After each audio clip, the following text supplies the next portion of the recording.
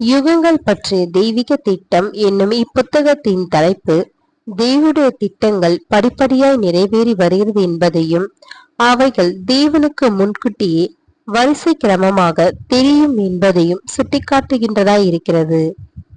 இவ்விதமாய் பார்க்காவிட்டால் தேவனுடைய வெளிப்படுத்தல்கள் ஒன்றுக்கொன்று இசைவுள்ளதாயும் ஒழுங்குள்ளதாயும் இருப்பதை நாம் புரிந்து கொள்ள முடியாது. இக்காலம் மனுக்குலத்திற்கு பாவம் அனுமதிக்கப்பட்ட இருண்ட காலமும் மறக்க கூடாதுமாய் இருக்கிறது.